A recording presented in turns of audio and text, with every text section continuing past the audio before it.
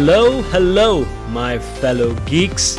This is Vishal Mehra, and you're listening to the debut episode of the Indian AvGeek. And what a show we have for you today.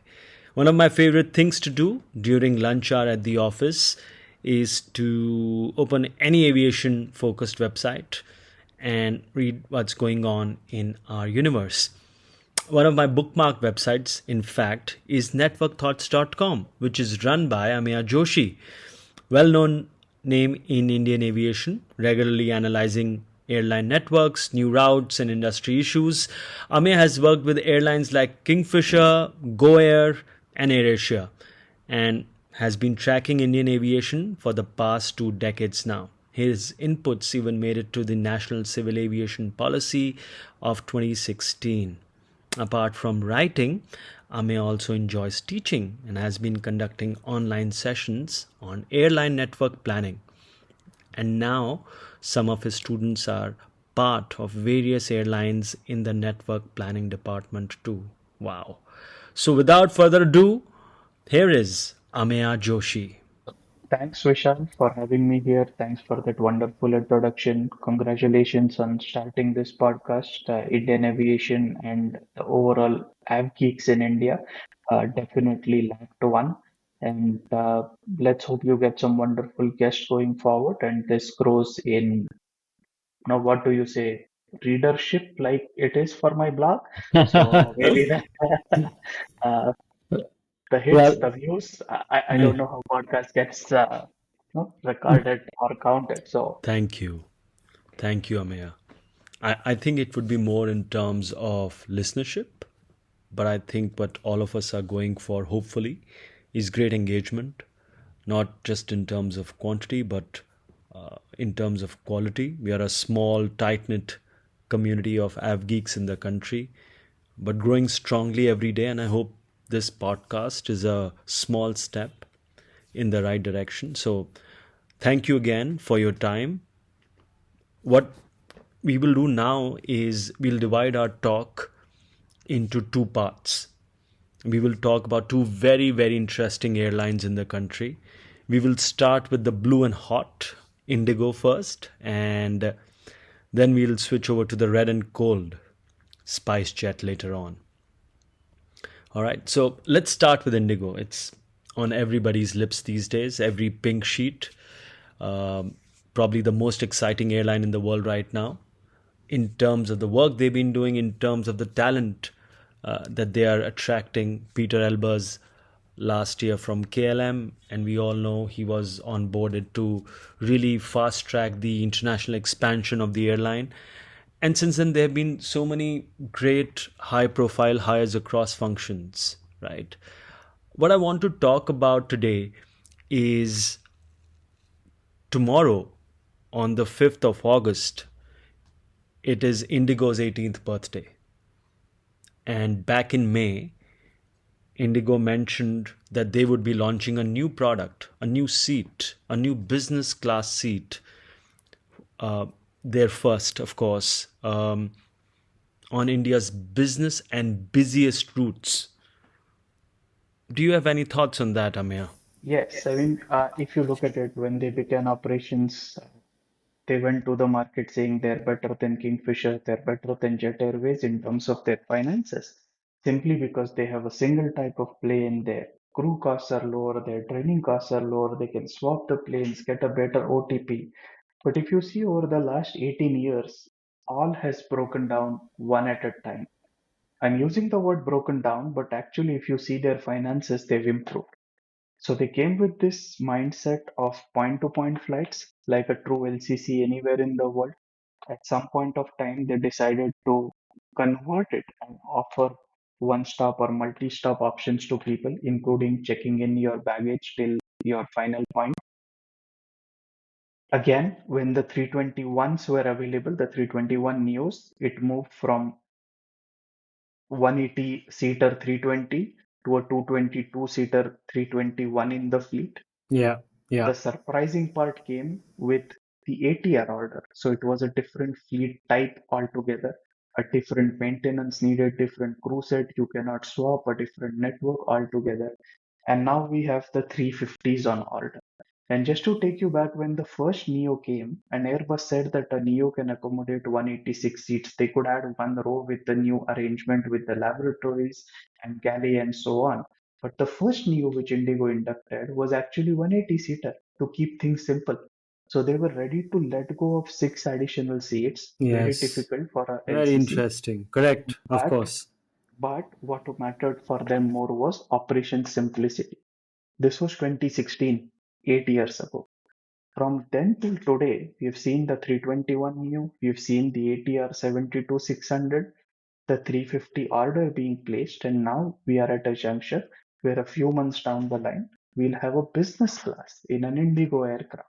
I mean, that was possibly the most unthinkable thing for anybody, even when the 321s and ATRs were all done. So not that long ago, and that's where it makes it very interesting from a market standpoint. And may I add, there are a couple of 777s from Turkish also around.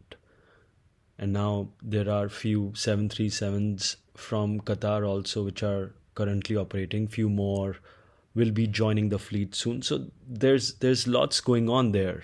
Yes, absolutely. And these may be on damp lease. So yes, they already come in dual class. But then operating it for a shorter period, maybe a year or two, is different against committing your own fleet to have dual class for like a longer period. And if I may just stay on that for a second, Amir, do you think Qatar would sell those 8 seats upfront on 737s? Because I know on Turkish, there are few business class seats upfront also, which only TK sells, right? Indigo doesn't sell those. And I think they have one or two different flight attendants also for that small cabin. Do you think Qatar would sell those seats upfront?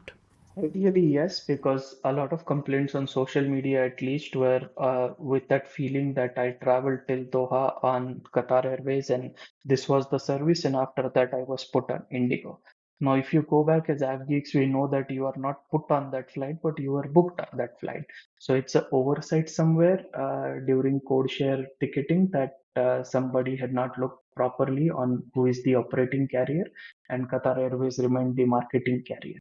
But like it or not, the fact is that there was a huge gap between the Qatar experience and the Indigo experience. Now, what happens? A business class passenger was definitely not put on an Indigo seat. They were simply not selling such kind of code shares.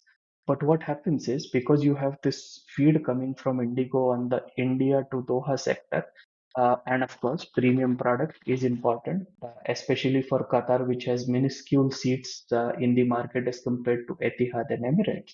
Uh, you're not able to capture all the market or even go into the market with a good footing. And these additional seats will actually help them try and take some or try and poach some passengers in the front cabin from competition and use that premiumness which is on offer, maybe for a year, maybe for 2 years, we don't know yet, to make some more inroads into the Indian market. Yeah, absolutely. I was thinking about this though, Ameya. Why does Indigo need to do this? Why does Indigo need to introduce a business class product? I remember Indigo used to have this catchy line written on their ramp stairs, stairs for founders and their funders. And now it seems they are looking to launch a different product for funders, implying that there is only one class, which Indigo is, economy, which is great for all. They, of course, have a couple of extra legroom rows, but now to go from there to now launching this, a new business class product, why does Indigo needs this? Yeah, that's a very interesting thing, and I've been wondering myself about it. So today, Indigo is amongst the top 10 carriers by capacity in the world, a very rare thing for an Indian carrier. But when you look at it from a revenue perspective, of course, currency fluctuations, INR, USD, Euro, so many other parameters for other airlines, it's nowhere close to that. Over the last 2, 3 years, or pre-COVID to post-COVID, Indigo has increased its prices or realigned its prices for the seats, XL, non-XL, window, aisle. It has also revisited various other prices like that of food, excess baggage, so on and so forth. So whatever could be pushed, it has been pushed till the envelope. Any more push, and it might have an impact on the passenger experience or the passenger willingness to pay. So how do you grow in terms of revenue? You can add flights, of course, that is happening. That is happening at a very good rate. Uh, but when you start new sectors, new destinations, you don't really start at the peakest of revenue. It takes time for the flights to mature. So, as a listed company which has done extremely well in terms of share prices, in terms of revenue, in terms of profitability, how do you grow your revenues from here? So, I was reading, there has been a lot of speculation. Will there be eight business class seats, which is essentially two rows, or will there be 12, which is three rows? Essentially, this is how the economics will work.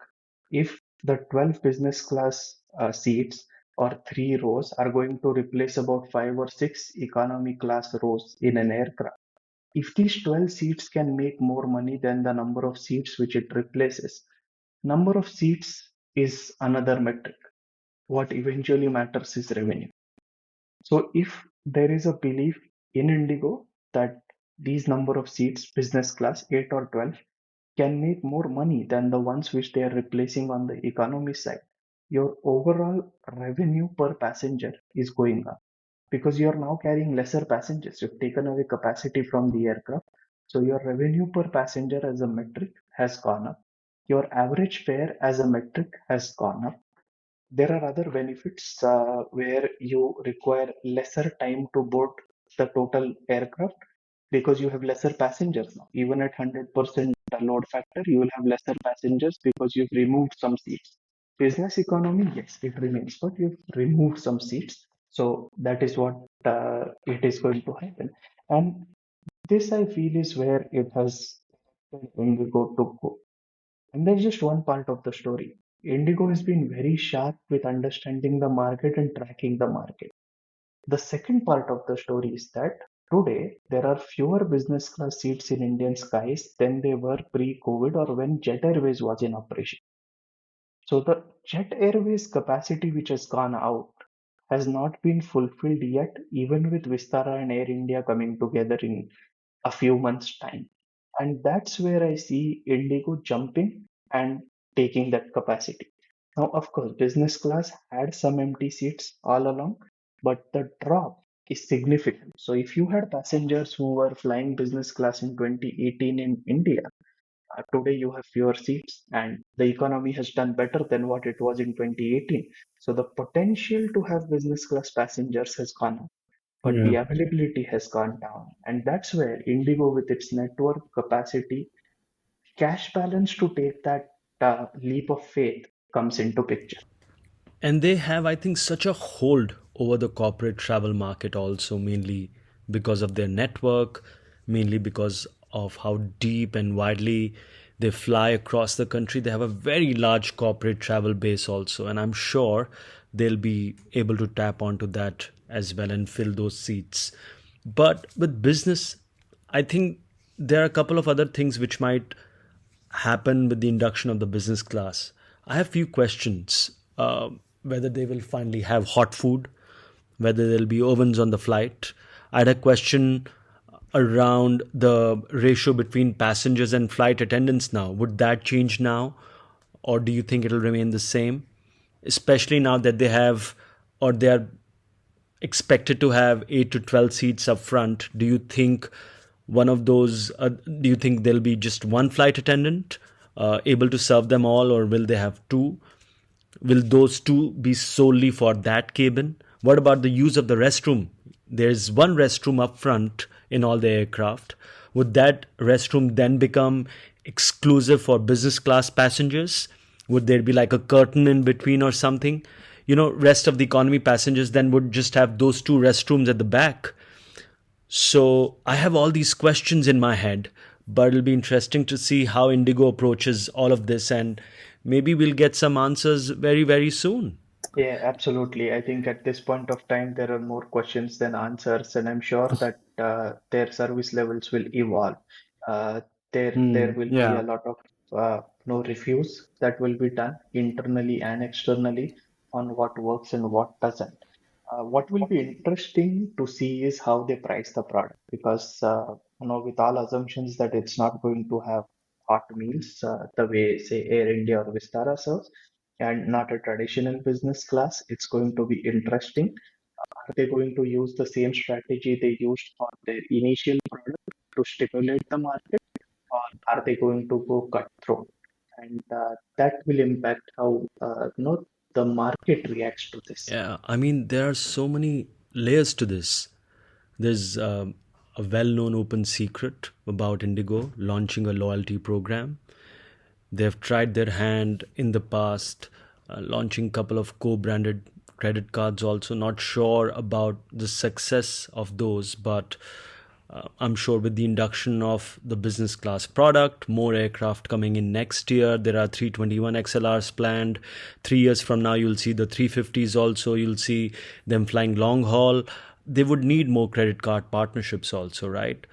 There are so many things to explore. But one more quick thing I want to talk about is their recent expansion into the Middle East.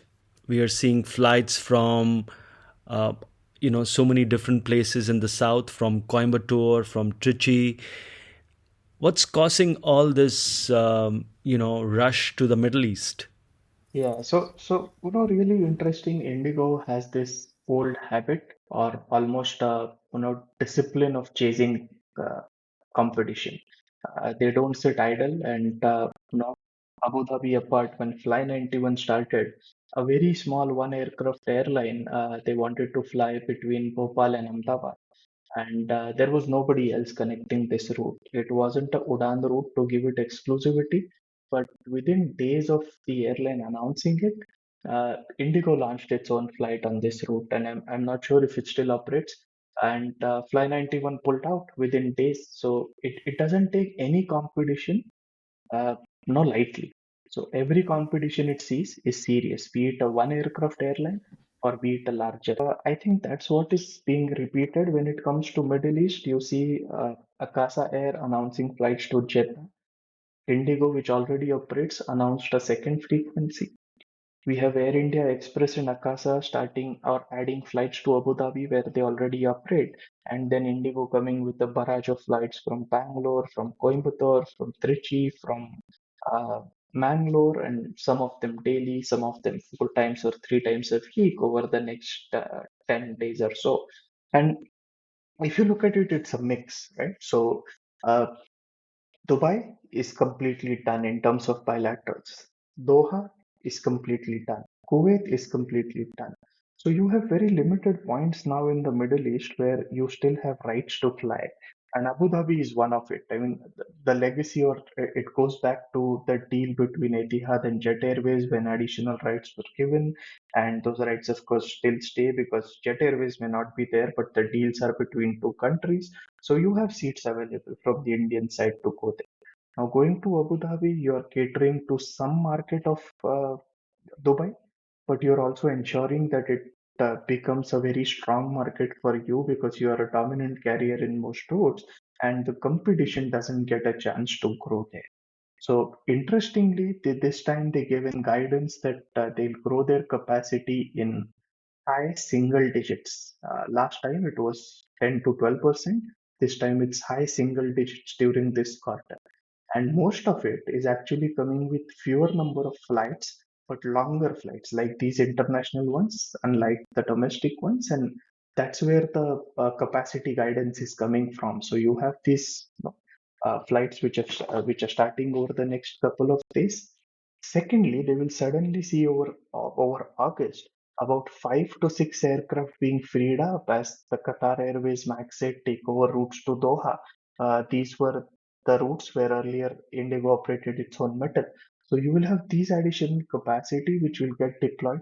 So despite the problems with deliveries from Airbus, with Pratt and Whitney issues on the grounded planes, you now suddenly have good 5, 6 planes which are there. Now 5, 6 for Indigo is very small, but that makes up about 1/4 of the fleet of Akasa, 1/7 for Air India Express. So you now have capacity to take on competition.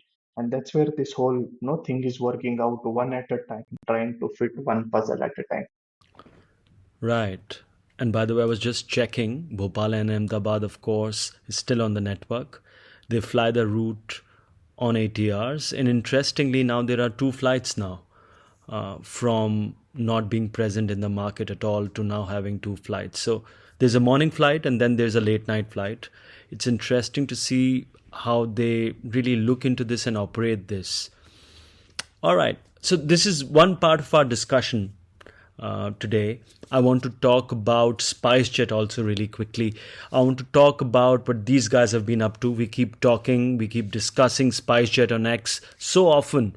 And of course, I read everything that you write on networkthoughts.com and on X as well. There are things I want to talk about. Um, for example, about 2 weeks back on 23rd of July, there was a SpiceJet board meeting and they approved 3,000 crores to raise 3,000 crores via QIP. Now, most of that, of course, would be used to raise money from institutional investors and buyers. I just want to know, what do you think of this move? It's also in a way reminding me of what happened in January. They had gotten approval from BSC for a fund infusion of about 2,200 crores. And they did two tranches of preferential issues. They raised 1,060 crores from that. Clearly wasn't enough. And now they are going for a 3,000 crore QIP. What do you think of all this, Ameya? And what do you make of this? I think how SpiceJet has been surviving has been a question mark for everyone who talks aviation. Many expected it to not survive this long, but it has survived. And we have to give it to them for surviving and coming out with flights and having such a high load factor, almost the highest in the industry month over month. Uh, when it comes to fund infusion, I continue to wonder what attracts people to infuse funds in this airline. Last time we saw it wasn't subscribed. It is trying to do everything possible. A slump sale of its subsidiary Spice Express, which does the cargo part of SpiceJet and has its own freighters. And then, of course, the second one, which comes up now for 3,000 crores. Who invests? Now, SpiceJet, if you see, one of the lessors has converted his debt into equity in SpiceJet. At least I haven't come across any such case worldwide where one of the lessor is actually holding stake in the airline by this measure, that you couldn't pay me for my lease rental or agreements. So now I have a stake in the airline. I mean, you have to hand over to the SpiceJet negotiating team for that. Yeah. We keep reading in the news about so many court cases going on. They keep updating on what is Yeah. happening. Uh, no, literally, they're fighting the battle at every end, and they continue to survive. So it's very surprising. Uh, I have also tracked them from a time when they were neck to neck with Indigo. Now they are a shadow of their former self. I keep seeing this. I think a couple of things went wrong when it comes to SpiceJet. The biggest was, of course, betting on the Jet Airways planes. They took over 30 planes, which were with Jet Airways, and when Jet Airways went down, they took. This was 2019, so the last of the plane actually entered somewhere between August to October, or maybe even later. Then we went into 2020, and that's what the end of the wall for everybody across the world, thanks to China. And no, you didn't even have a year to ensure that you're operating those planes. Of course, SpiceJet was in trouble. 2014 near-death experience, finance is still bad. But when you take up so much liability, imagine what would have happened had COVID not struck. They were actually on track to get to a market share which would have been neck to neck. At one point of time, they were going to code share with Emirates, and both Emirates and SpiceJet had come up with a press release stating that. Just that it did not happen for multiple reasons. I I mean, remember had that. Yeah. those Yeah. things been on track, we could be seeing SpiceJet in a very different format than what it is today. Who knows? And they were also talking about opening a new Middle East hub at Ras Al Khaimah, if you remember. There were active talks in that, and I think eventually Wizz Air came in one of those hubs. they opened their hub there. But there used to be so much excitement around SpiceJet, and unfortunately, all the news I hear these days is negative. There's news about how June salaries are getting delayed again. I was reading about rather, Delhi High Court directing them to pay 20 crores to engine lessors, Team France and Sunbird France by the 8th of August. So many things going haywire. There's, of course, a severe liquidity crisis. Their fleet is reducing, their aircraft are getting repossessed. And of course, you had mentioned briefly about the pandemic grounding. And, I do remember when they had taken over the jet aircraft, for a very brief period, they also had a business class product called Spice Biz. They tried all that, but it just seems right now like a very badly run ship. Unfortunately, they had a significant loss last year, about 423 crores. At the same time, IndiGo going gangbusters, giving bonuses to staff, and SpiceJet seems to be in a mess. Their revenue from operations decreased by 20%.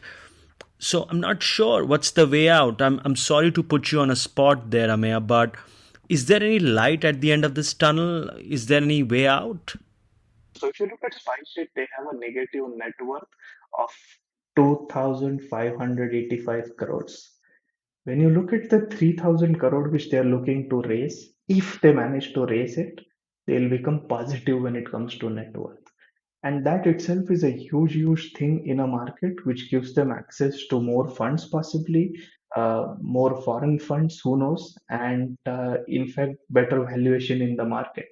This will also ensure that lessors start doing business with them, and that is one possibility.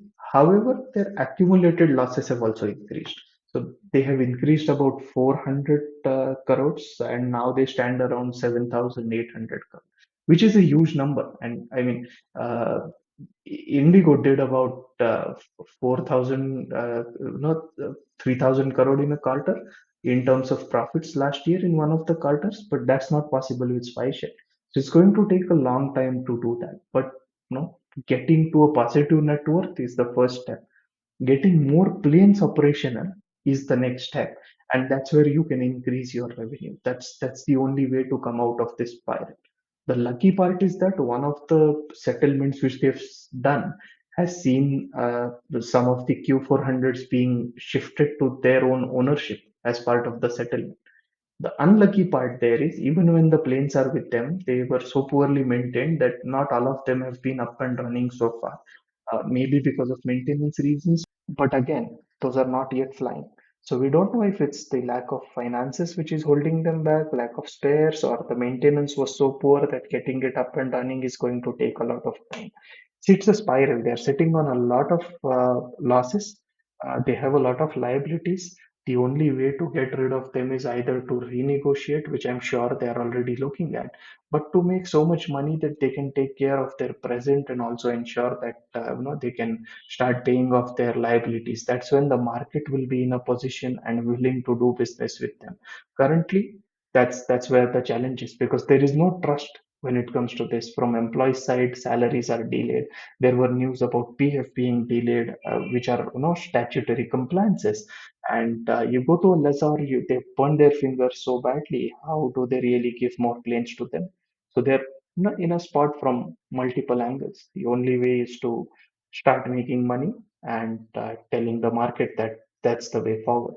Yeah, a few days back, I was reading about Sun Country Airlines in the US and how they have pivoted their business model. They were mostly known as a ULCC, but in the last few years, they have started flying all these cargo aircraft for Amazon, which is giving them a lot of comfort.